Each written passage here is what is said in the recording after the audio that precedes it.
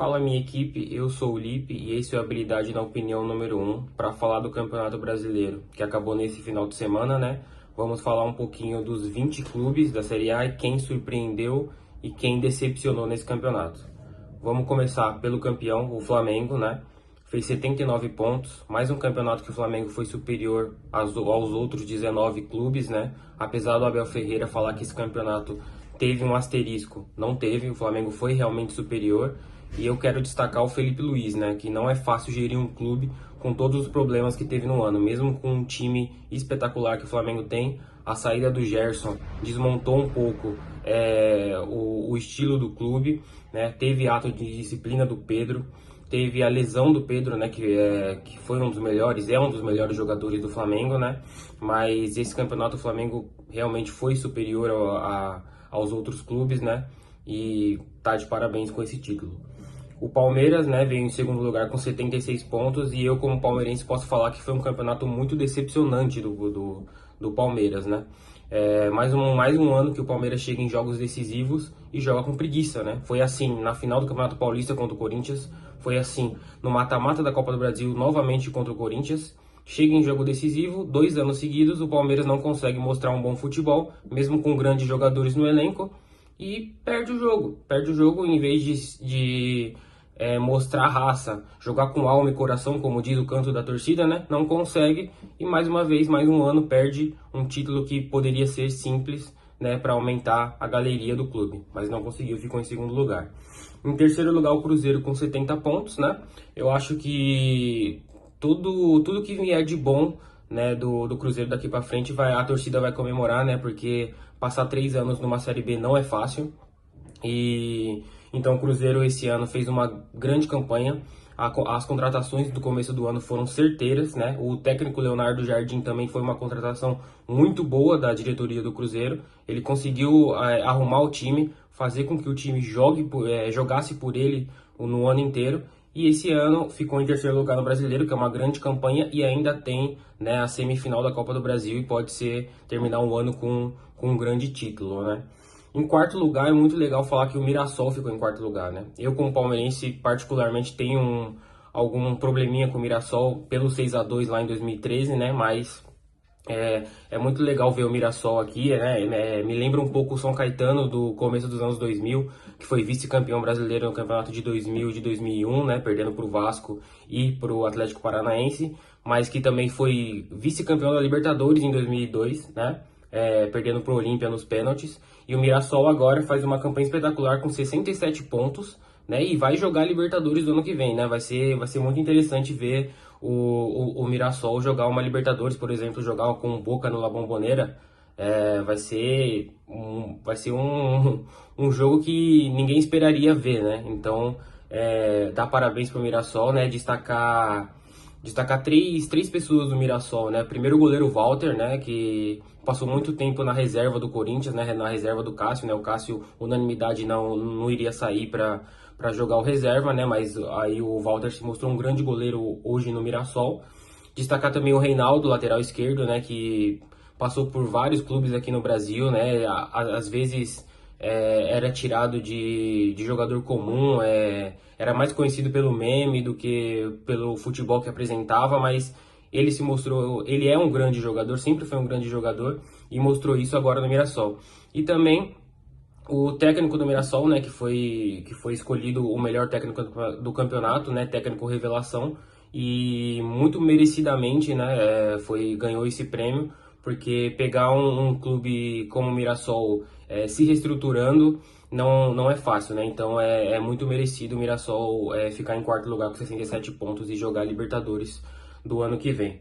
Em quinto lugar, o Fluminense, né? O melhor brasileiro que fez a campanha do Mundial de Clubes esse ano, chegando na semifinal, né? Perdendo para o Chelsea. Aqui no Campeonato Brasileiro ficou em quinto lugar com 64 pontos, né? Ainda também tem a Copa do Brasil, pode terminar o ano com um grande título. E parabéns à diretoria do Fluminense, né? Que passou por uma reformulação no meio do ano, né? Depois de fazer um grande Mundial. O Renato Gaúcho decidiu não ficar no clube, né? E o Renato Gaúcho, para mim, é um dos melhores técnicos que a gente tem no Brasil nos últimos anos.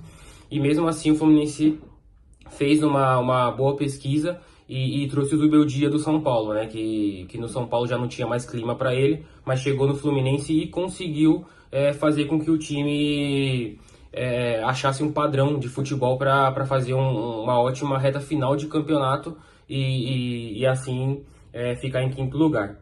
Em sexto lugar, o Botafogo, né? Pode-se dizer que foi um ano decepcionante do Botafogo, porque no ano passado o Botafogo ganhou Brasileiro e Libertadores, né? Então tudo que o Botafogo fizesse esse ano ia sofrer com a comparação do ano perfeito que foi o ano passado.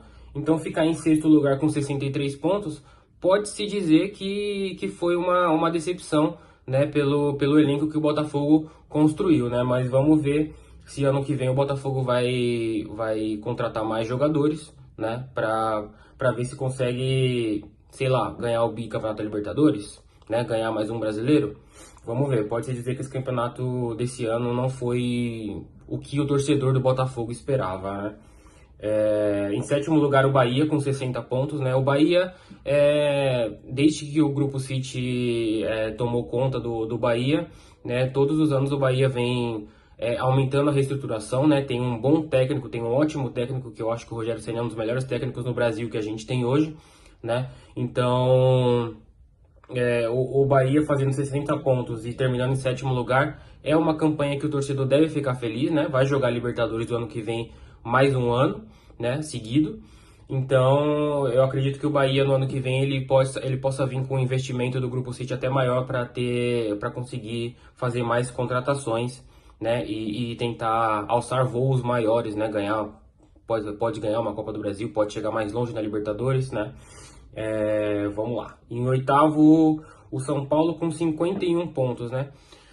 Eu acho que o torcedor do São Paulo, ele não tá feliz, né, nos últimos anos, né, apesar de ter ganhado a Copa do Brasil de 2023, eu acho que o São Paulo vem sofrendo muito com as pessoas que estão dentro do clube, né, eu acredito que esse ano o clube sofreu muito com as lesões, né, eu acho que os seus maiores jogadores estavam machucados, né, o Caleri, o Oscar, o Lucas, né, na maior parte da temporada eles estiveram machucados, né? Então isso conta muito, né? Então o São Paulo até chegou no mata-mata da Libertadores perdendo para a LDU, mas eu acho que aqui no Campeonato Brasileiro ele ter ficado em oitavo lugar, se tivesse com os reforços, né? Que ele devia ter, que se não estivessem machucados, né?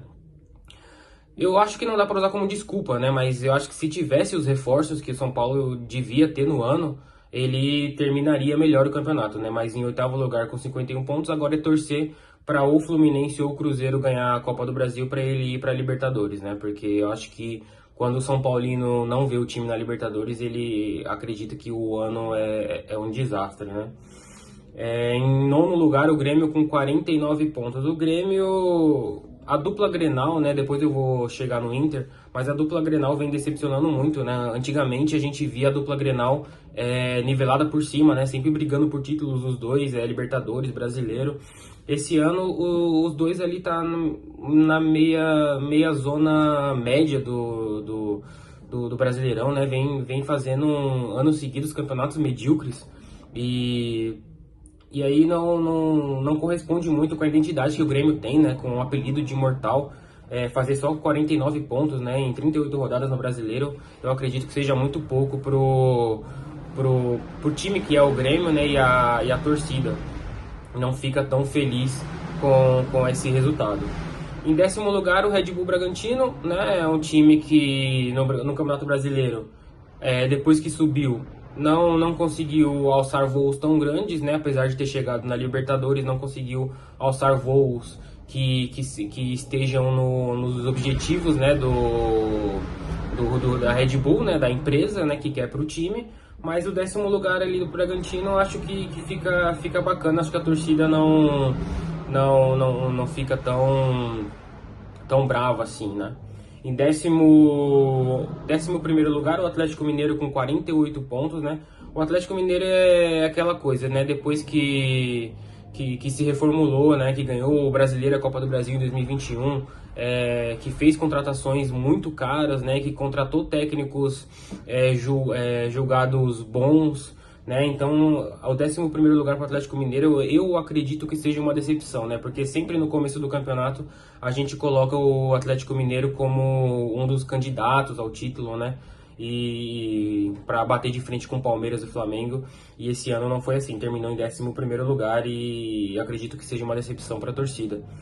Em 12º lugar, o Santos, né? Que ficou perigando cair para a Série B o ano inteiro, né? Todo mundo achou, todo mundo chegou a dar o Santos como rebaixado, né? Mesmo com o Neymar no grupo, né? O Neymar que perdeu muitos jogos por causa de lesão esse ano, né? Mas o Santos ter ficado em 12º lugar e vai jogar uma Sul-Americana ano que vem, eu acho que a torcida deve ficar muito feliz, né? Porque para um time que estava quase certo que ia cair para a Série B novamente, né? Acabou de subir da Série B. Jogar uma Sul-Americana ano que vem, eu acho que a torcida deve estar feliz. Em 13º lugar, o Corinthians, né? Eu acho que uma decepção muito grande para a torcida é sempre o Corinthians não jogar Libertadores também, né? Como o São Paulo, né? Porque o Corinthians chegou uma época nesse século que se acostumou a jogar Libertadores, mas com as dívidas que o clube tem, com o Corinthians tem um time bom, tem um 10 que é craque, tem um 9 que faz gols, só que não sei o que acontece com o clube, né? Que chega numa determinada parte da temporada, o clube joga com uma preguiça danada, só que ainda tem a Copa do Brasil esse ano para jogar e pode terminar o ano com 2 títulos, né? Ganhou com o Paulista do Palmeiras, mesmo o Palmeiras jogando com uma preguiça danada, o Corinthians teve o mérito dele para ser campeão. E agora ele pode ser campeão da Copa do Brasil também com os próprios méritos, né? Mata-mata a gente sabe como são 2 jogos, então pode acontecer de tudo e o Corinthians pode terminar um ano com um título grande. Em 14º lugar, o Vasco, né? Também uma grande decepção. Depois que o Pedrinho assumiu a presidência do Vasco, todo mundo achou que o Vasco ia não chegar no patamar de Flamengo, de Botafogo, de Fluminense, que foram campeões da Libertadores, né?